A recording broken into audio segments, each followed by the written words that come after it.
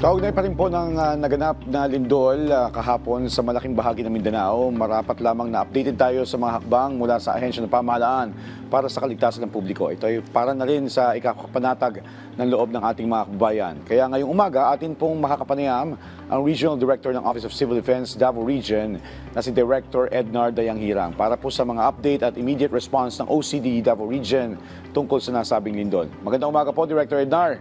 At welcome po sa Rise and Shine Pilipinas. Good morning sa lahat. Ito na nga, kami, in fact, we are about to depart to Davao Occidental para dagdag po na tulong augmentation para sa probinsya ng Davao Occidental kasi pinaka-badluhin po sa Davao Region ay Davao Occidental po. Okay. Director, we highly appreciate your efforts po.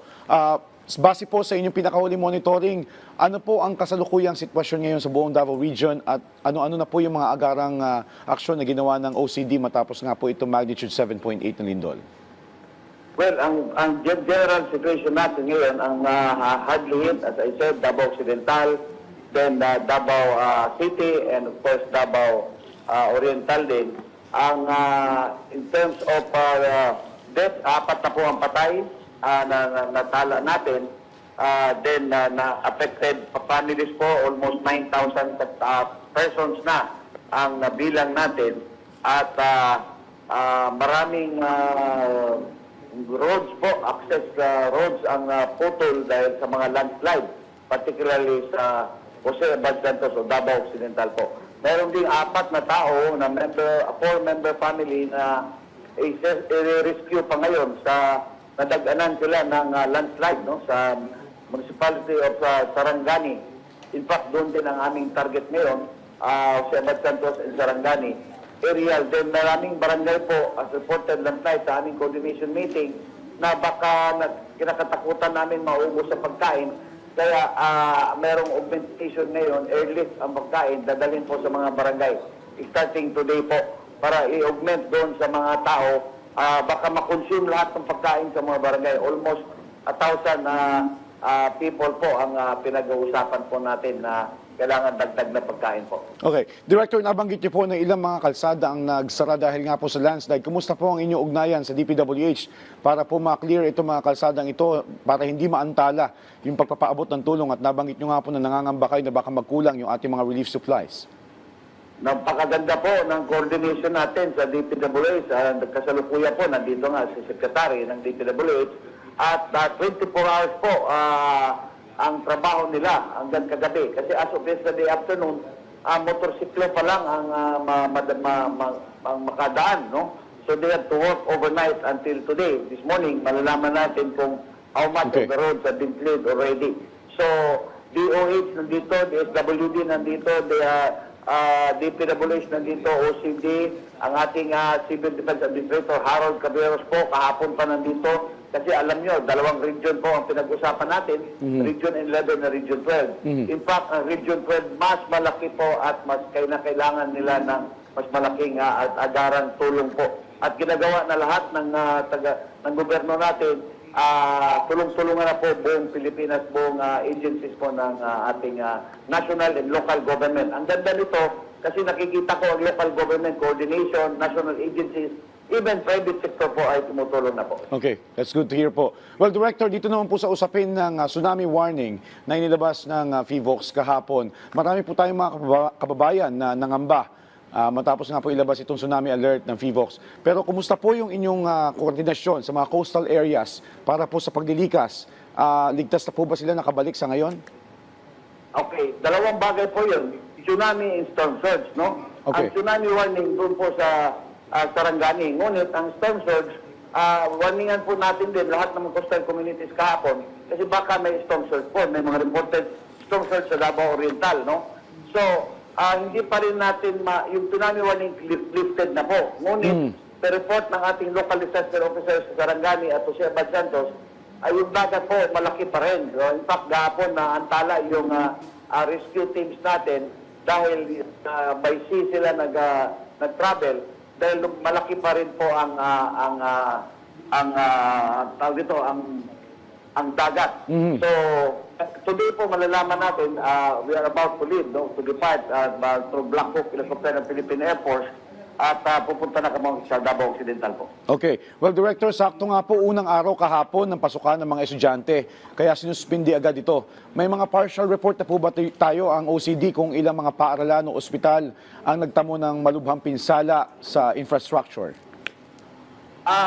Marami pong eskwelahan at damage. Sa ating report ngayon, eskwelahan particularly Matanaw National High School at ibang mga paaralan po ang nasira. Ngunit walang nasaktan o namatay sa ating mga estudyante kasi flag ceremony po nila kahapon.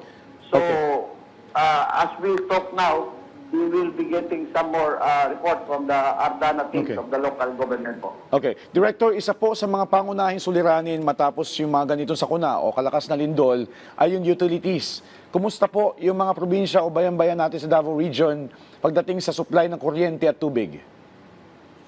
Yung tubig po lang problema, sa power, 6 pa rin na LGUs ang reported na hindi pa nakabalik ang kuryente. No? 2 tulay at 10 karsada po ang nasira at 2 seaport ang nasira po.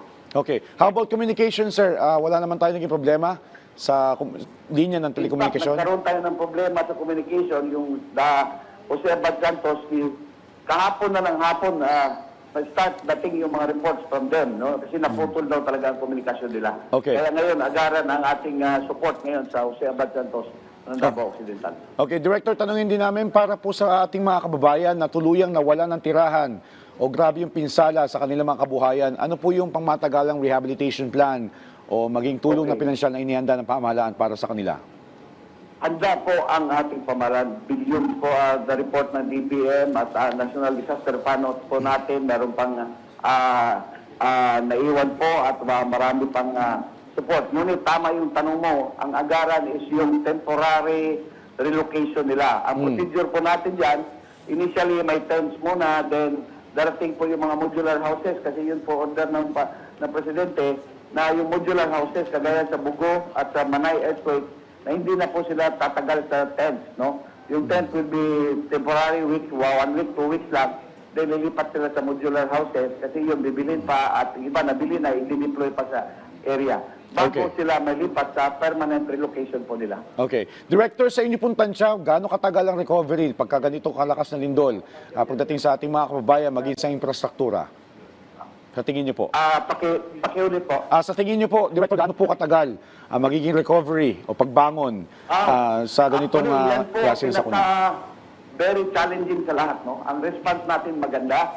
Ang challenging natin, rehab and recovery talaga. Gaya ng 2019 earthquake, Manay earthquake, the shear line, talagang ang development po ng Pilipinas umatras dahil dito sa mga disaster po. It will take years po ang full recovery po natin na rehabilitation. Ngunit ang government po is always ready po. Okay. Well, since Director nabanggit mo na whole of government approach, dapat po na whole of nation approach din para po doon sa mga nais magpaabot ng tulong, maging mula sa pribadong sektor, paano po sila makikipag-ugnayan sa inyo? Sa OCD? Number 1 po, sa OCD, office po, opisina ko, nandiyan po sa harap na po ng Davao sa airport. Nandiyan po ang coordination natin, DSWD po, rin, DOH, sa mga national agencies po. Unit ang Regional Operation Center natin nasa Office of Civil Defense po, Davao City. Okay. Well, alam namin na kayo po'y abala. Maraming salamat po sa paglalaan ninyo ng oras sa amin ngayong umaga. Director Ednar Dayang Hirang, mag-iingat po kayo dyan, sir. Thank you po. Okay, salamat. Okay.